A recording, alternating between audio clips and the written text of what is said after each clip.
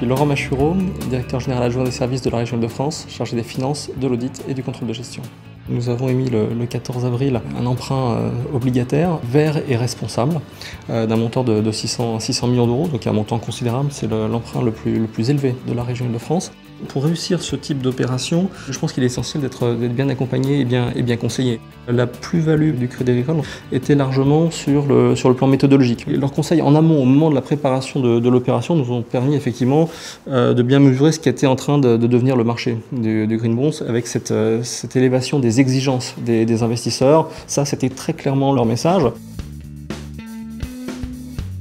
L'apport spécifique de l'équipe Sustainable Banking sur ce type de transaction réside principalement dans notre connaissance large et approfondie des investisseurs et notamment de la base d'investisseurs qui intègrent des critères environnementaux, sociaux et de gouvernance dans leur stratégie. Nous pensons qu'il est important de pousser de plus en plus d'émetteurs à émettre ce type d'émissions parce qu'en fait, ça leur permet de diversifier leur base d'investisseurs.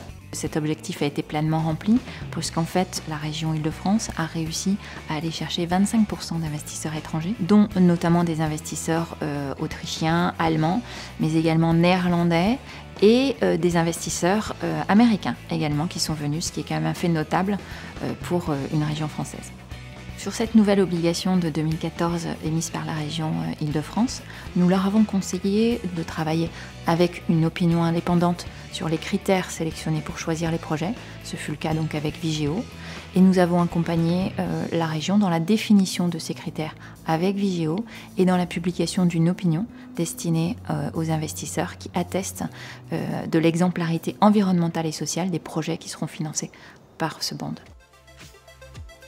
On a senti qu'ils nous ont beaucoup apporté sur le plan méthodologique. D'abord, sans doute en nous conseillant d'avoir recours à une seconde opinion qui a été donnée dans le cas d'espèce par Vigeo sur nos critères de sélection, sur le choix des projets.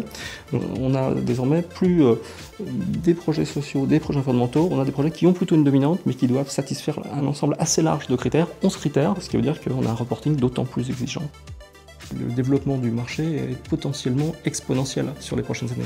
Donc bien sûr, le choix du Crédit Agricole de s'être positionné comme précurseur en montant des équipes et puis surtout en investissant sur le plan intellectuel et méthodologique à travers l'élaboration de ces fameux Green Bond Principles, c'était sans doute un choix très pertinent de la part du Crédit Agricole.